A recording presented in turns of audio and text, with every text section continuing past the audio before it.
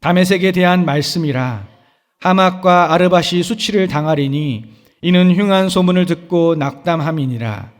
바닷가에서 비틀거리며 평안이 없도다. 다메섹이 피곤하여 몸을 돌이켜 달아나려 하니 떨림이 그를 움켜잡고 해산하는 여인같이 고통과 슬픔이 그를 사로잡았도다. 바벨론의 느부갓네살 왕에게 공격을 받은 게달과 하솔 나라들에 대한 말씀이라. 야훼께서 이와 같이 말씀하시되 너희는 일어나 게달로 올라가서 동방 자손들을 황폐하게 하라. 하솔은 큰 뱀의 거처가 되어 영원히 황폐하리니 거기 사는 사람이나 그 가운데 머물러 사는 사람이 아무도 없게 되리라 하시니라. 만군의 야훼가 이같이 말하노라.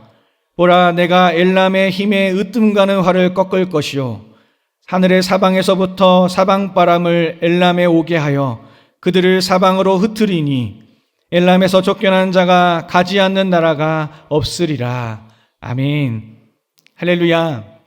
오늘도 주님 앞에 나오신 여러분들을 주님의 이름으로 환영합니다. 주님께서 오늘도 하나님의 말씀으로 우리의 삶을 인도해 주실 줄 믿습니다. 오늘 함께 읽은 본문 말씀을 통해 저는 하나님의 다스리심이라는 제목으로 잠시 은혜 나누기를 원합니다. 지난주부터 함께 살펴보고 있는 예레미야 46장에서 51장의 내용은 열방에 대한 신탁을 기록하고 있습니다. 이 열방에 대한 신탁은 예루살렘 주위에 있는 국가들에 대한 신탁으로 46장은 애굽, 47장은 블레셋, 48장은 모압, 49장 전반부는 암몬과 에돔, 그리고 오늘 함께 읽은 49장 후반부에는 다메섹, 게달과 하솔, 엘람, 그리고 내일부터 진행되는 50장에서 51장은 바벨론에 대한 예언을 기록하고 있습니다. 오늘 함께 읽은 본문의 내용을 살펴보면 먼저 다메섹에 대한 신탁이 기록되어 있습니다. 다메섹은 현존하는 도시 중에서 가장 오래된 역사를 가진 도시 가운데 하나인데 오늘날 시리아의 수도 이 다마스쿠스가 바로 그 다메섹입니다. 다메섹은 유프라테스 강에서 지중해를 잇는 무역로에 위치하여서 이 상업도시로서 매우 번성한 역사가 있었는데 구약 성경에 자주 등장하는 도시입니다. 또한 신약 성경에서는 사도 바울이 이 다메섹으로 가는 도상에서 예수님을 만나서 회심한 것으로 유명한 도시입니다.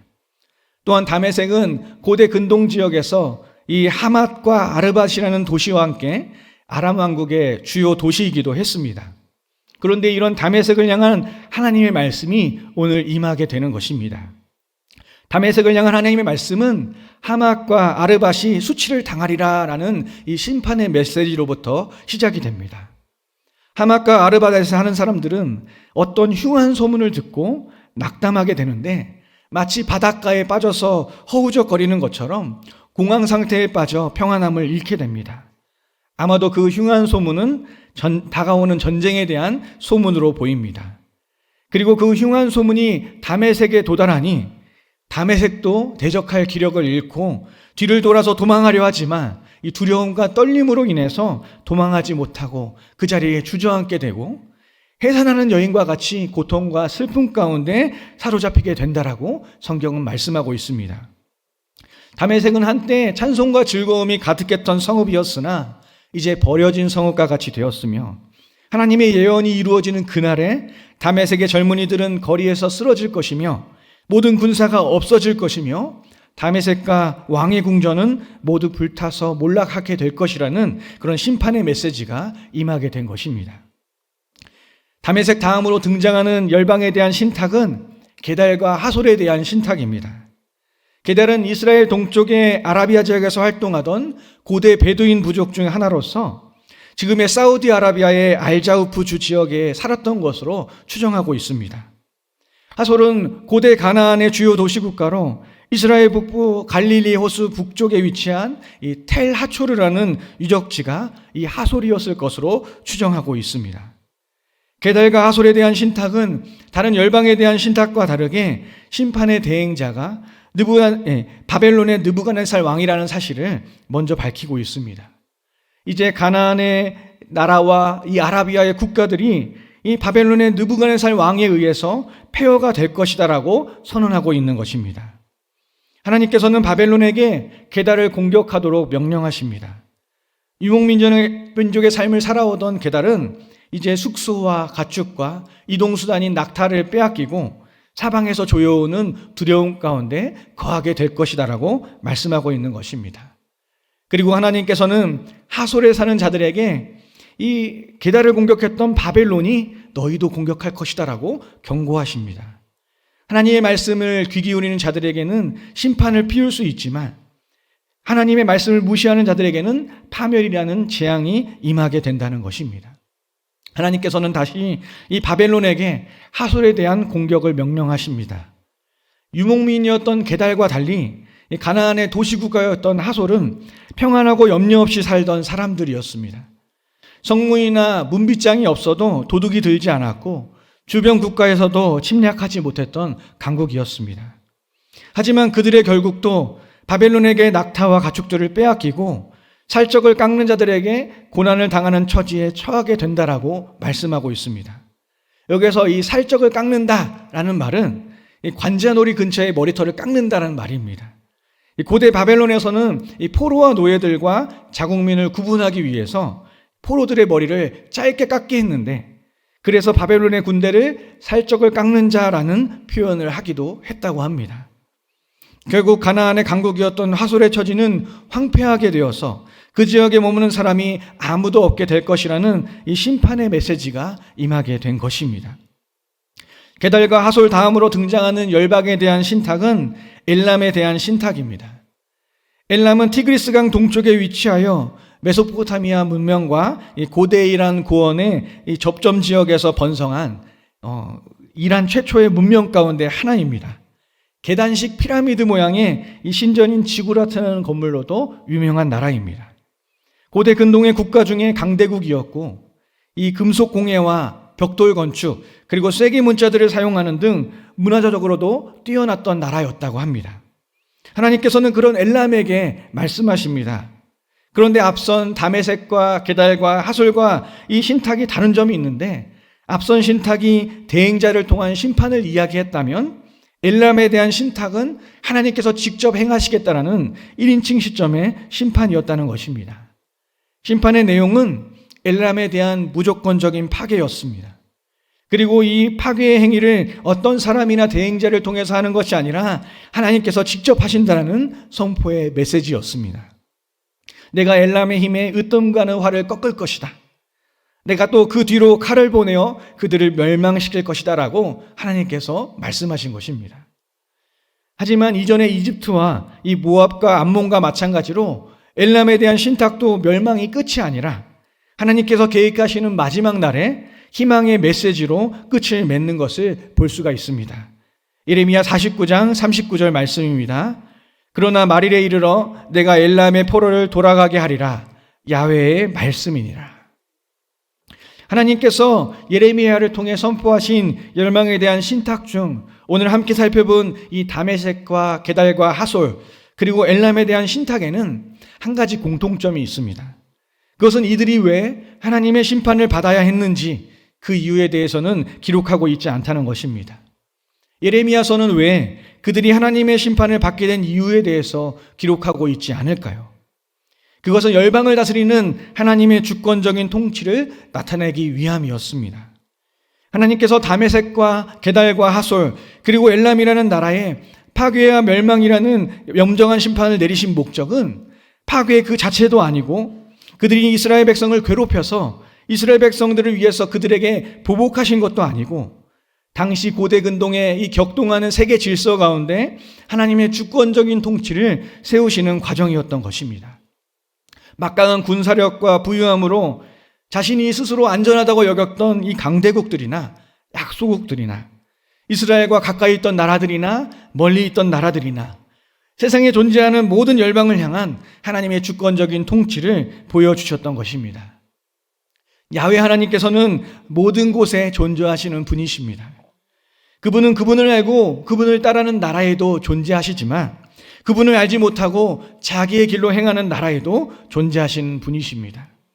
하나님께서는 이 열방에 대한 신탁을 통해서 각 나라에게 하나님의 주권적인 통치를 나타내 주신 것입니다. 모든 나라의 흥망성쇠는 하나님께 달려있고 하나님께서 모든 나라를 다스리신다는 사실을 이 말씀을 통해 직접 보여주신 것입니다. 오늘의 본문 말씀을 대하는 우리는 기억해야 합니다. 하나님께서 모든 만물을 다스리시고 모든 나라를 통치하시는 만왕의 왕이시며 만군의 주이신 전능하신 하나님이시라는 사실을 우리는 기억해야 할 줄 믿습니다. 그러므로 그분의 주권을 인정하고 그분의 통치하심 가운데 거하는 것이 이 땅을 살아가는 우리가 나아가야 할 길인 것입니다. 사실 얼마 전 이 대통령 선거가 있기까지 우리나라가 정치적으로 혼란한 시기를 겪었습니다. 물론 지금도 그 혼란이 완전히 종식된 것은 아니지만 어찌되었든 새로운 대통령이 선출되었고 그 임기가 시작되었습니다. 새롭게 시작된 이 대통령의 행보가 어떤 행보를 보일지 우리는 알 수 없지만 우리가 알 수 있는 것이 있다면 우리나라가 오늘 예레미야에 나타난 이 하나님의 주권적인 통치 아래 거할 때 우리는 멸망의 길이 아닌 구원의 길로 행하게 된다는 것입니다. 그러므로 이 사실을 아는 우리는 우리나라를 위해서 새롭게 세워진 위정자들을 위해서 기도해야 합니다. 하나님의 주권적인 통치 가운데 거하는 우리나라가 되게 하여 주옵소서. 새롭게 세워진 대통령과 위정자들이 하나님을 경외하고 하나님의 주권을 인정하는 지도자들이 되게 하여 주옵소서라고 우리는 기도해야 할 줄 믿습니다. 또한 이 새벽 예레미야의 말씀을 들은 우리도 이 하나님의 주권적인 통치하심 가운데 거하는 하나님 나라의 백성이 되기를 기도하면서 이 하나님의 말씀을 따라 행하는 자가 되어야만 합니다. 어떤 사람은 이렇게 생각할 수도 있습니다. 어차피 모든 것이 하나님이 정하신 대로 흘러가는데 내가 하나님을 믿든 믿지 않던 하나님이 정하신 대로 흘러가니 아무 상관없는 것이 아닌가라고 생각할 수도 있습니다. 하지만 이것은 잘못된 생각입니다. 하나님의 뜻과 계획은 언제나 우리를 향한 생각과 계획이십니다. 다윗은 시편 40편에서 자신을 향한 하나님의 뜻을 이렇게 표현했습니다. 시편 40편 5절 말씀입니다.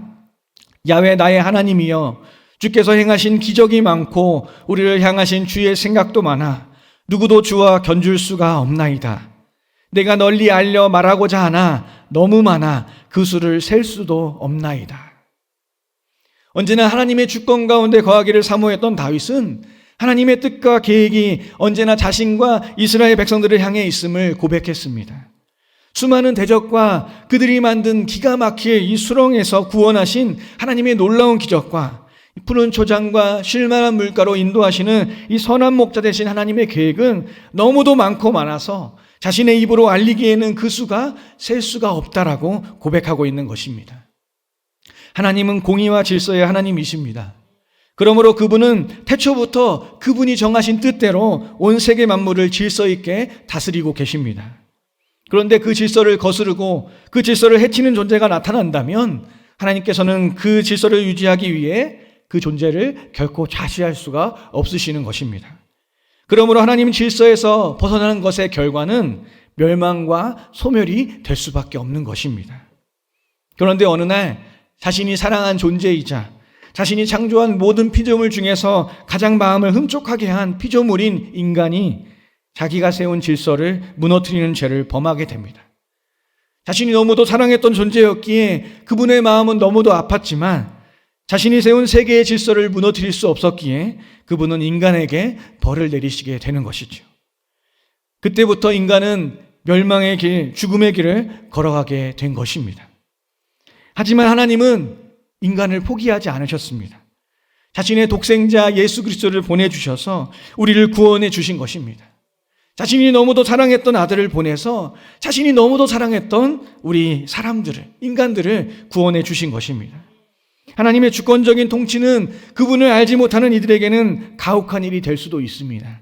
하지만 하나님을 아는 자에게는 그분의 선하심을 알기에, 그분의 사랑을 알기에 기쁨으로 받아들일 수 있는 것입니다. 난생 처음으로 비행기를 타는 어린 소녀가 있었습니다. 비행기에서 내려다보는 창공은 정말 신기하고 놀라운 광경이었고 새로운 곳으로 향하는 여행은 이 마음을 들뜨게 했습니다.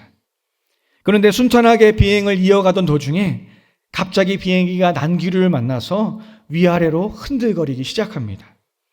너무도 심한 난기류였기 때문에 비행기의 기체가 심하게 파도를 치는 듯이 위아래로 움직이기 시작했습니다. 기내에 있었던 손님들은 모두 놀라서 사색이 되어 비명을 지르기도 하고 각자의 신에게 기도하는 사람도 있었습니다. 그런데 이상하게도 비행기가 심하게 요동칠 때마다 맨 앞좌석에 앉아 있었던 소녀는 무척 재미있다다는 듯이 표정을 지었습니다. 다른 승객들과는 전혀 달랐습니다. 얼마 뒤에 비행기가 이 안정권으로 들어온 뒤에 손님들은 소녀에게 다가가서 이상스럽다는 듯이 물었습니다. 얘야, 너는 비행기가 심하게 흔들리며 무서운 속도로 떨어질 때 무섭지 않았니? 소녀가 대답합니다. 아니요, 전혀 무섭지 않았어요. 그러자 손님들은 궁금하다는 듯이 다시 물었습니다. 우리는 모두 두려웠는데 너는 왜 무섭지 않았니? 그 말을 들은 소녀가 천진하게 웃으며 대답합니다. 그건요, 사실 우리 아빠가 이 비행기를 조종하고 있거든요. 저는 우리 아빠를 믿기 때문에 무섭지 않았습니다. 사랑하는 성도 여러분, 우리 인생의 조종자는 살아계신 하나님 아버지이십니다. 그분이 우리와 함께 한다면 우리의 어떤 상황 가운데서도 우리는 안전할 수 있는 것입니다. 우리는 언제나 하나님을 신뢰하고 하나님께 우리의 인생을 맡겨야 할 줄 믿습니다. 우리를 사랑하시는 하나님의 주권적인 통치는 그분을 믿고 따르는 자를 평안과 기쁨의 길로 인도해 주십니다. 오늘 이 새벽 예레미야의 말씀을 듣는 저와 여러분이 이 하나님의 주권적인 통치하심 앞에 순복하여서 두려움과 걱정이 아닌 기쁨과 평안의 삶을 살아가시기를 예수님의 이름으로 간절히 축원드립니다. 기도하시겠습니다. 언제나 신실하시고 공의로우신 하나님, 오늘도 예레미야의 말씀을 통해 주님을 알게 하시니 감사드립니다. 하나님께서는 온 땅과 만물을 창조하시고 다스리시는 만왕의 왕이시고 만유의 주이십니다. 해 아래 그 무엇도 주님의 다스리심 없이는 살아갈 수 없음을 인정합니다. 오늘도 주님의 주권과 통치하심을 인정하며 이렇게 새벽을 깨어 주님 앞에 나온 주의 백성들을 선한 길로 인도하시며 날마다 주님 안에 거하는 주의 백성들이 되게 하여 주시옵소서. 세상 사람들은 공의로우신 하나님의 주권과 통치하심을 두려워할지라도 우리를 사랑하셔서 하나밖에 없는 아들까지 주신 하나님 아버지의 사랑으로 구원받은 우리는 언제나 믿는 자로 하여금 선한 길로 인도하시는 하나님을 신뢰하며 주님의 다스리심 가운데 거하는 삶을 살아가게 하여 주시옵소서. 이 나라와 민족도 온 땅과 만물을 다스리시는 하나님의 주권과 통치하심을 인정하고 주님을 경외하며 주님을 기쁘시게 하는 나라가 되게 하여 주시옵소서.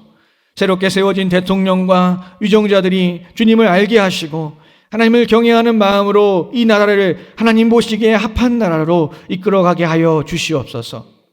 성령 하나님, 우리에게 하나님의 말씀을 대언하시는 주정민 담임 목사님에게 날마다 성령의 충만한 은혜와 능력을 허락해 주셔서 담임 목사님을 통해 우리 여의도 순복음 송파교회가 날마다 하나님의 다스리심 가운데 나아가는 복된 믿음의 공동체가 되게 하여 주시옵소서. 주신 은혜에 감사하여 예물 드린 손길들이 있습니다. 이 예물을 흠양하여 주시고 이 예물이 사용되는 곳곳마다 하나님의 주권과 통치하심이 인정되고 주를 믿는 자가 날마다 더하여지는 역사가 일어나게 하여 주시옵소서.